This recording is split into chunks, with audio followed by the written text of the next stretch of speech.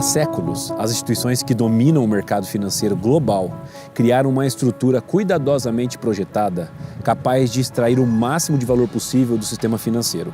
Inclui-se nisso o sistema monetário, o sistema bancário, bolsas de valores, mercados futuros e o mercado de moedas. Essas organizações simplesmente criaram uma grande draga capaz de extrair e concentrar para si a maior parte do dinheiro que entra nos mercados. O sistema financeiro mundial está sendo parasitado por todos os lados. Ora, são por essas instituições financeiras, ora pelos estados e ora por ambos. Enfim, o resultado disso é que o sistema apodrece aos poucos e se aproxima a passos largos em direção ao precipício. Talvez para gerar o que conhecemos como a mãe de todas as crises. No entanto, não há como saber se isso ocorrerá daqui 1 ou 20 anos. Mas já não é uma questão se vai ou não ocorrer, e sim quando irá acontecer.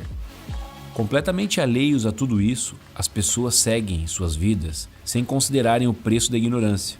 A verdade é que se ao menos eles soubessem que o dinheiro da forma como conhecem pode estar chegando ao fim, já seria um grande começo. Uma revolução silenciosa para combater todo esse sistema ocorre no mundo dos bits, expandindo-se cada dia um pouco mais. Em meio a uma infinidade de códigos e mais códigos, hardwares e mais hardwares, espalhados por todo o mundo. O sistema bancário e os bancos centrais já entenderam que é impossível ignorar a existência e a importância das criptomoedas como o Bitcoin e se preocupam com a sua crescente popularidade. Muito embora essas instituições neguem ou tentem dificultar o seu uso, impondo impostos e regulações, acredite, as criptomoedas não são um modismo passageiro, elas vieram para ficar. Mas o que seria o Bitcoin? Uma espécie de dólar digital ou ouro? Ainda vale a pena investir? É possível fazer operações para especular bitcoins? É seguro? Eu posso ficar rico com ele? Olha só, continue assistindo e descubra as respostas para essas perguntas. E saiba por que os big players não querem que você saiba mais sobre esse assunto. De certa forma, o Bitcoin poderia ser considerado uma espécie de moeda, assim como qualquer outra, euro, real, dólar. Porém, existem diferenças essenciais que tornam o Bitcoin revolucionário e muito superior ao dinheiro tradicional. Mas para entender isso, você precisa primeiro compreender o papel e o significado do dinheiro hoje em nossa sociedade. O dinheiro é o sangue que flui nas veias de qualquer nação próspera, talvez uma das invenções espontâneas mais revolucionárias da humanidade. Através dele, feitos antes considerados impossíveis se tornam possíveis, tecnologias são desenvolvidas, projetos incríveis são financiados e vidas são salvas. Por outro lado, ele tem o poder de fazer aflorar no homem os seus instintos mais bestiais, lançando-o em uma espiral de degradação. Bênção ou maldição, a verdade é que passamos a maior parte de nossas vidas correndo atrás dele.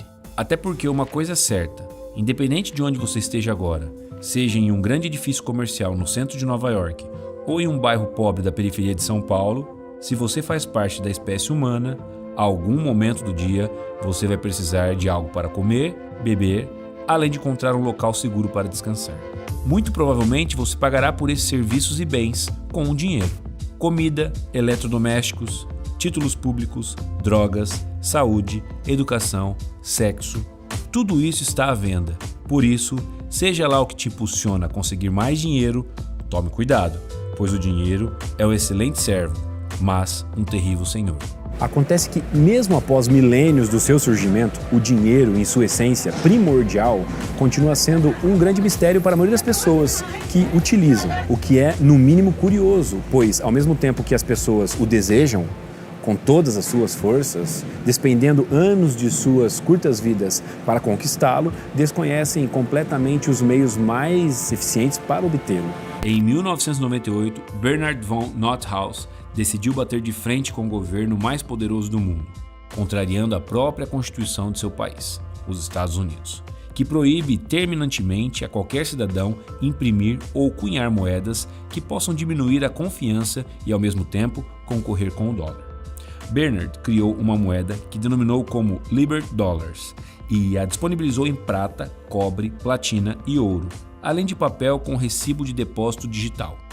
Advogados do Distrito Oeste da Carolina do Norte, Annie Tompkins descreveu o Bernard von Nothaus e o Liberty Dollar como uma forma única de terrorismo doméstico, que está tentando minar a moeda legítima deste país.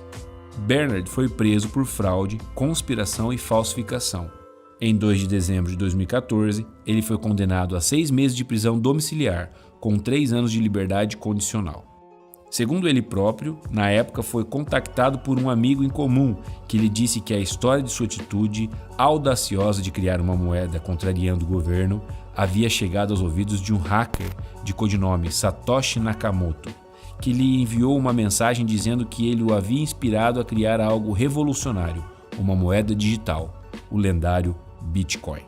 Ao compreender o tamanho das forças que se opunham a ele, Satoshi decidiu ser o mais cauteloso possível e nunca revelar sua identidade. Muito embora saibamos pouco sobre ele, é possível, através de sua criação, concluir que, além de um dos mais geniais cientistas da computação, também é um profundo conhecedor de economia e da importância de uma moeda livre para a civilização. Mas qual foi a fonte que Satoshi Nakamoto bebeu? Quem foram os gigantes que vieram antes dele, que proporcionaram a base e os fundamentos necessários para que ele pudesse subir em seus ombros e criar o que hoje é considerada por muitos uma moeda quase perfeita? Embora seja complicado confirmar isso por conta do anonimato de Satoshi, não é difícil traçarmos paralelos entre sua criação e a compreensão de mundo dos grandes pensadores econômicos do século XIX e XX. Uma das características mais incríveis do Bitcoin é a de ser uma moeda livre. Satoshi resgatou o estado natural da moeda, que é ser independente de qualquer governo ou autoridade central. Karl Menger, o pai da escola austríaca de economia, entendia que a moeda surgiu de forma espontânea, fruto de uma interação natural entre seres humanos e, diferentemente do que vemos hoje, ela, em sua essência, não tinha vínculos com governos e autoridades estatais.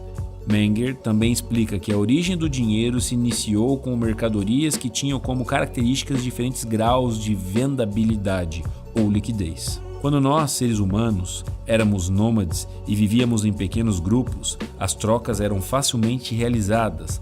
Por exemplo, um homem poderia trocar ferramentas por pele ou mesmo por peixe ou leite. Além disso, as dívidas eram saldadas e contraídas de forma simples e eram facilmente registradas, ainda que mentalmente. Essas trocas remontam os primórdios da civilização. Porém, quando elas ocorriam entre grupos diferentes de pessoas, era necessário encontrar algo que ambos os grupos concordassem em ter valor. Conchas foram utilizadas na África, os astecas usavam as sementes do cacau, os dentes de baleia foram os escolhidos em Fiji. Em outras regiões do mundo, grãos, metais, sal, peles, pedras preciosas e até fezes de animais foram utilizadas. Menger explica que o sal se tornou uma das primeiras moedas a serem utilizadas, pois esse produto era muitíssimo vendável, ou seja, uma mercadoria que quase todos necessitavam. Porém, um problema identificado pelas sociedades que tinham escolhido algumas mercadorias e as utilizavam como moedas foi que, em geral, esses produtos dificilmente se mantinham funcionais ao longo dos anos, uma vez que os fatores que determinavam abundância ou escassez desses materiais eram inconstantes. Por exemplo, as sementes de cacau utilizadas pelos astecas poderiam facilmente faltar caso uma colheita fosse prejudicada pelo clima. Da mesma forma, o sal poderia ser desvalorizado após a descoberta de uma grande salina. Foi então que há mais ou menos 2.500 anos atrás, onde hoje se encontra a atual Turquia e a China, que as primeiras moedas de metal foram cunhadas e resolveram em grande parte essa questão. Entretanto, uma coisa curiosa de se observar é que durante toda a evolução da moeda, primeiro como mercadorias, até o surgimento das moedas cunhadas em metal, buscou-se idealmente encontrar-se 5 importantes características nessas moedas. 1. Essas mercadorias e ou os materiais a qual fossem cunhadas essas moedas não deveriam ser encontrados em grande abundância na natureza, nem tampouco serem escassos demais. 2. Deveriam ser facilmente identificáveis. 3. Serem divisíveis em porções menores. 4. Serem substituíveis por peças de mesmo valor. 5. serem facilmente transportáveis. O Bitcoin possui as melhores características das moedas e, nas palavras do seu próprio criador, além de ser uma criptomoeda, é um Peer-to-Peer Electronic Cash System, ou seja, um sistema de pagamento eletrônico do tipo ponto a ponto. Para você entender tudo que o Bitcoin representa, vamos começar pelo termo cash. Entenda o cash como nosso dinheiro, ok? O papel moeda corrente mesmo. Pense comigo, quando vamos comprar algo, basta entregarmos o dinheiro ao vendedor para obtermos o produto ou serviço desejado. Por ser uma transação física, não exige intermediários para que ela ocorra. Vale dizer que a isso chamamos de uma transação peer-to-peer ou de ponto a ponto. Note também que em uma transação que envolve somente dinheiro em espécie, não há necessidade que as partes que compõem a negociação se conheçam. Quando você vai ao supermercado, por exemplo, e utiliza dinheiro, não lhe é exigido documentos como RG ou CPF para efetuar suas compras. Você paga e leva os produtos embora. Além disso, essa transação, uma vez feita, se torna irreversível, não sendo possível requisitar o dinheiro de volta. Outra característica importante é que o papel moeda é um ativo ao portador, ou seja, ele se torna sua propriedade a partir do momento em que você o tem. O Bitcoin é disruptivo, porque se mostra como uma alternativa revolucionária justamente por conservar em si próprio as principais características do dinheiro físico, como também ser um ativo ao portador, suas transações serem irreversíveis, não necessitar de intermediários e não exigir que partes que estão transacionando se conheçam. Porém, faz tudo isso sendo 100% digital. Além de que, cada criptomoeda é única e facilmente identificada. É naturalmente escassa, pode ser fracionada em até 6 casas decimais, portanto é divisível em porções menores, é extremamente portátil e nunca precisará ser substituído, uma vez que não é físico e por isso não há desgaste. Por ser uma moeda digital, não ocupa espaço nem gera peso e pode ser transferido para qualquer lugar do mundo a um custo baixíssimo, sem necessitar de qualquer intermediário. É uma tecnologia rápida que opera em tempo integral com baixo custo de funcionamento, dando aos seus usuários excelentes graus de privacidade. Ao cumprir todos esses requisitos, o Bitcoin já se torna uma moeda excelente, mas as vantagens não param por aí. Se voltarmos à comparação do dinheiro em espécie, vamos perceber que o Bitcoin possui função dupla. Além de uma moeda, ele também é um sistema de pagamento. Pense comigo, quando queremos comprar algo ou contratar um serviço de alguém que esteja em outro estado ou país, encontramos dificuldades em utilizar o papel moeda. Afinal, como iremos fazer para que esse dinheiro chegue nas mãos de pessoas que se encontram longe de nós? Para resolver esse problema, comumente utilizamos a ajuda de um intermediador financeiro, geralmente os próprios bancos ou sistemas de pagamento online, como PagSeguro e PayPal. Porém, como Satoshi mesmo disse, além de uma moeda, o Bitcoin também é um sistema de pagamento eletrônico, ou seja, para transferir valores de uma pessoa que esteja em qualquer lugar do mundo, basta ter o endereço digital dessa pessoa e realizar essa transação. Tão fácil como mandar um e-mail. Essas características colocam o Bitcoin em um patamar de vantagem acima de qualquer outra moeda já inventada. Mas se esse sistema é revolucionário e possui tantas vantagens, por que então os governos e instituições financeiras não adotam para si? Não devemos nos enganar. O dinheiro sempre foi uma enorme fonte de poder. Líderes, governantes e os big players sempre entenderam isso. Por isso, há milênios atrás, passaram a outorgar para si a tarefa de emitir moedas, conquistando um importante controle sobre a economia das sociedades. Acontece que, de modo geral, os estados são geridos por um pequeno grupo de pessoas que concentram poderes quase que ilimitados em suas mãos. Há uma enorme fragilidade nisso, pois se esses governantes cometerem erros, eles se tornam sistêmicos e comprometem toda a estrutura. E, infelizmente, ao longo da história, o que não faltaram foram exemplos de erros crassos, principalmente em se tratando de forma como os governantes utilizam o dinheiro dos pagadores de impostos. Fortunas foram dizimadas com o luxo das cortes. Castelos e prédios públicos desperdiçaram uma enormidade de riquezas, sem contar as numerosas guerras promovidas pelas coroas, muitas vezes motivadas puramente pelo ego e da ganância dos governantes. Isso de alguma forma te soa familiar no Brasil do século XXI? Precisamos sair da Matrix. Há muito tempo, soluções objetivando a restauração do sistema monetário e o fim das políticas nefastas que corroem a economia mundial foram propostas por diversos intelectuais. Os economistas austríacos sempre se colocaram como o pelotão de frente em oposição a todo esse sistema. Porém, as instituições bancárias e os governos lucram e se tornam cada vez mais fortes através desse sistema ruim. Não se iluda, toda essa estrutura foi idealizada. Ela não é fruto de incompetência nem da ignorância. Ela foi meticulosamente pensada e trabalhada para engolir os indivíduos e concentrar poder e riqueza nas mãos de poucos. Isso não é um mal intrínseco ao capitalismo, muito pelo contrário. Tudo isso só foi possível justamente porque princípios fundamentais de liberdade foram completamente desrespeitados pelos estados e instituições. Em meio a tudo isso, o Bitcoin foi e é um grande presente para o mundo. Em um momento em que todos já estavam desacreditados de que alguma mudança significativa fosse de fato se concretizar, inclusive vários economistas da escola austríaca já consideravam impossível o surgimento de uma moeda completamente desvinculada dos governos. Talvez uma das poucas exceções seja Hayek, que em 1974 propôs a criação de um dinheiro com bases privadas. O Bitcoin é um milagre microeconômico que possui um potencial destrutivo macroeconômico. E para que não fique dúvidas em relação ao Bitcoin, nós resolvemos compartilhar um texto do portal bitcoin.org. Vamos dar uma olhadinha e vocês vão entender muito melhor. Como um novo usuário, você pode iniciar com o Bitcoin sem entender de detalhes técnicos.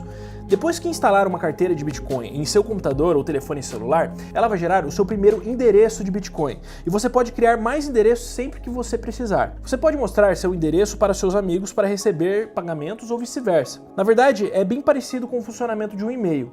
A única diferença é que os endereços de Bitcoin devem ser usados apenas uma vez. Saldo e blockchain. O blockchain é um livro de registro de contabilidade público compartilhado no qual toda a rede Bitcoin confia. Todas as transações confirmadas são incluídas na cadeia de blocos. Desta forma, as carteiras de Bitcoin podem calcular seu saldo disponíveis e novas transações podem ser verificadas para que se possa usar Bitcoins que são realmente de propriedade de quem está gastando. A integridade e a ordem cronológica da cadeia de blocos são protegidas por criptografia. Transações e chaves privadas. Uma transação é uma transferência de valor entre carteiras de Bitcoin que é incluída na blockchain. Carteiras de Bitcoin mantêm uma informação secreta chamada chave privada ou semente, que é usada para assinar transações, fornecendo uma prova matemática provando que elas vieram do dono da carteira. A assinatura também previne que a transação seja alterada por qualquer um depois que é emitida. Todas as transações são divulgadas entre os usuários e normalmente começam a ser confirmadas pela rede nos próximos 10 minutos, através de um processo chamado mineração.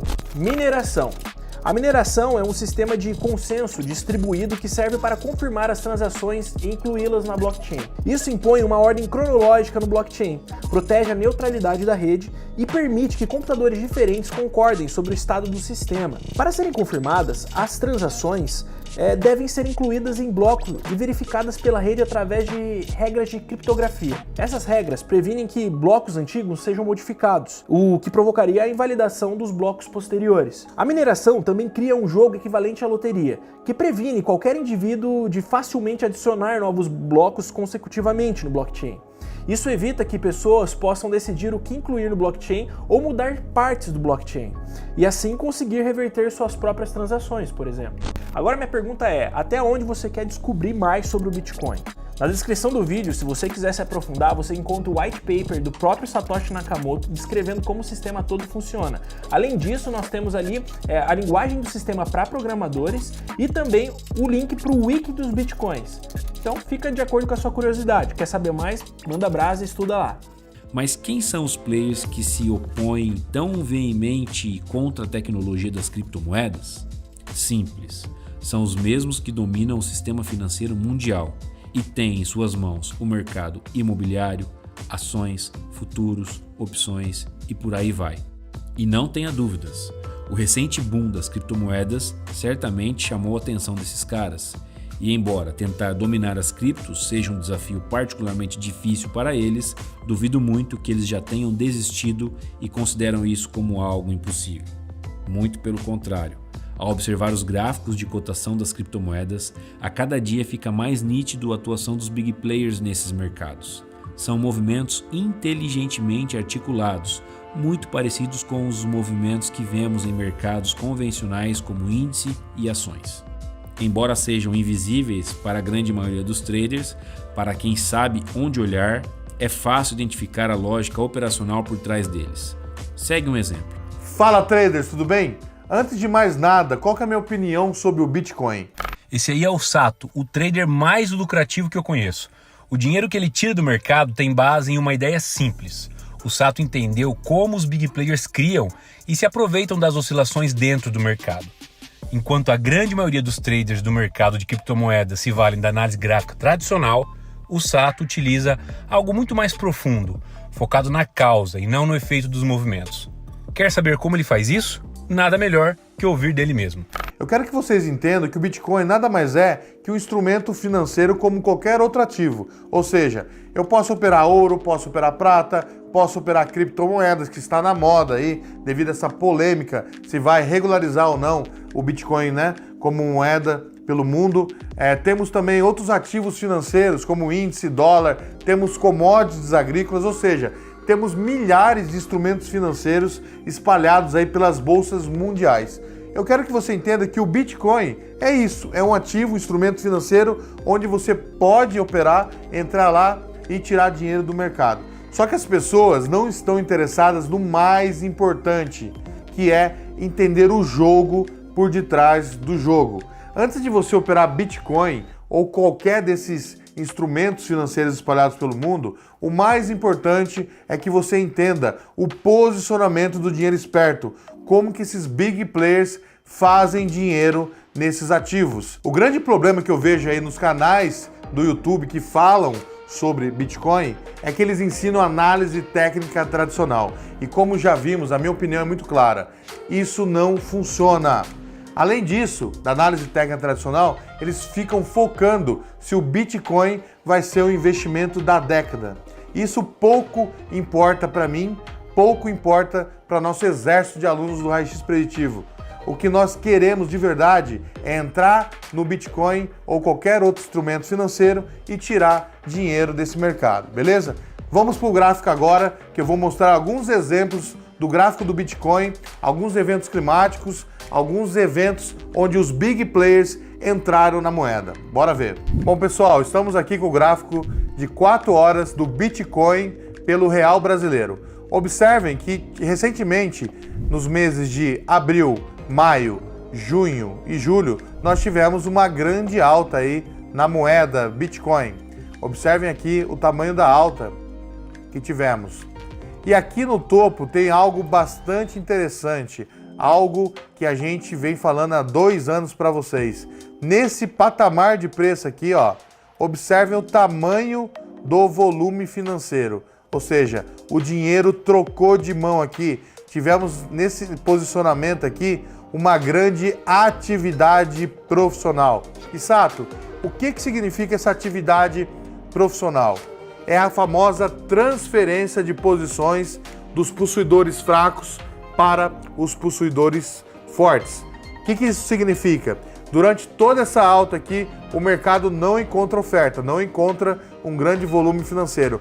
No momento que o Bitcoin encontrou essa grande oferta, ou seja, o mercado encontrou resistência, o preço do Bitcoin parou de subir e logo em seguida deu um movimento de baixa, mostrando que o mercado sentiu essa oferta aqui que entrou no Bitcoin.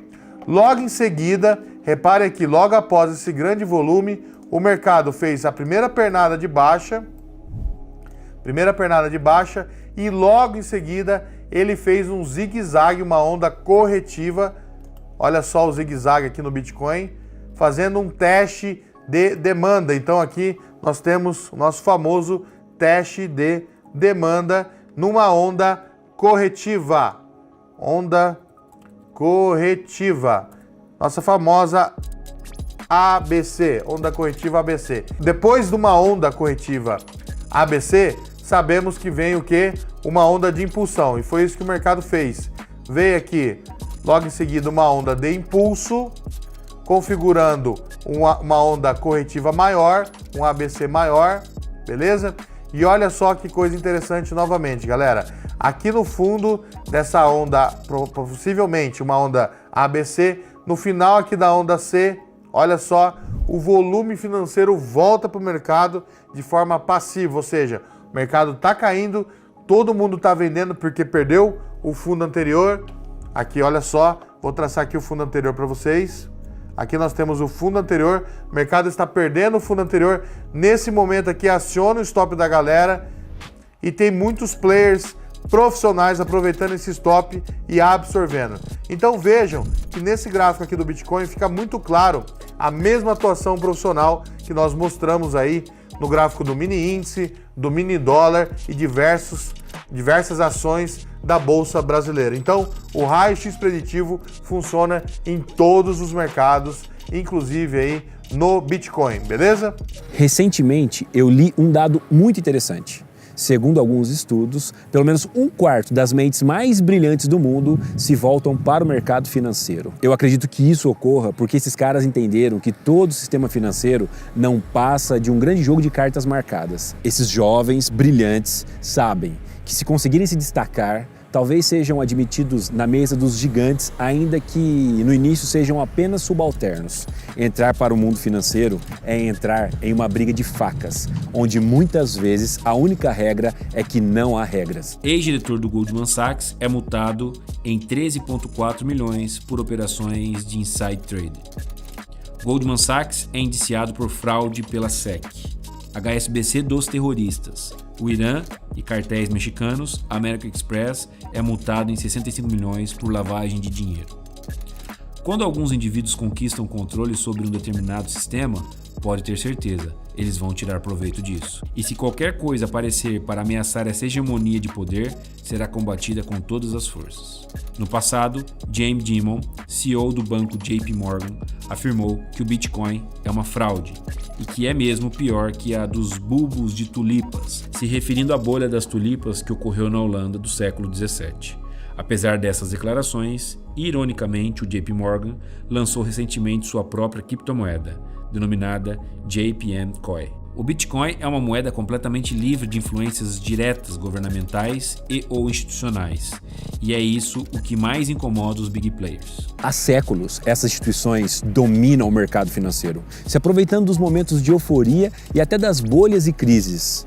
Intelectuais, desde o período entre guerras, se levantaram contra esse sistema, em especial os economistas austríacos, que enfatizavam a necessidade de uma reforma monetária urgente. Eles diziam que se nenhuma atitude fosse tomada para desnacionalizar e privatizar o dinheiro, teríamos ciclos econômicos infinitos, inflações apocalípticas e fortalecimento do Estado em detrimento do indivíduo. Suas previsões foram certeiras e, embora por décadas os economistas tenham proposto diversas reformas e soluções para o problema, suas ideias encontram grandes oposições por parte dos cartéis bancários e dos governos que se beneficiam desse sistema falido. Felizmente, para o bem de toda a humanidade, tecnologias livres como o Bitcoin têm surgido e contra-atacado todo esse sistema. O problema é que muitos traders que atuam nos mercados de criptomoeda acreditam que as medidas nativas das criptomoedas sejam suficientes para que os big players não consigam controlá-las. Olhando por certo aspecto, eles estão corretos. O sistema totalmente centralizado, juntamente com a criptografia, torna tudo muito seguro e praticamente impossível de se manipular. Por outro lado, existem meios legais de se manipular o mercado quando se há um grande player. Lembra quando eu disse que a forma como o sistema financeiro foi arquitetado faz com que a economia trabalhe em ciclos infinitos de expansão e retração? Pois bem, há séculos os big players já sabiam disso. Esses gigantes sabem que em momentos de expansão, grande euforia é gerada entre os participantes e em momentos de retração, é o desespero, a emoção que predomina. Eles se aproveitam disso para faturar em cima dos outros participantes do mercado. A metodologia que o Sato desenvolveu e que nós utilizamos foca exatamente em enxergar esses momentos e surfar com esses players institucionais e não contra eles, como boa parte dos métodos tradicionais levam, mesmo que sem querer, seus adeptos a fazerem. Bom, eu espero sinceramente que esse conteúdo tenha aumentado a sua compreensão sobre o mercado de criptomoedas e também os poderes que controlam os preços por trás dos bastidores. Se você gostou desse vídeo, por favor, deixe o seu like, isso vale muito pra gente. Faço aqui também o convite para você participar do workshop gratuito que está rolando. Lá, eu e o Sato explicamos em detalhes nossa visão de mercado. Aqui na descrição do vídeo tem 2 links. Um para quem já opera, mas não tem alcançado consistência, e outro para quem está chegando agora e não tem muito conhecimento sobre bolsas, mercados, ok? Acesse agora, beleza? Deixe seu like, se inscreva no canal também, tamo junto e até o próximo vídeo.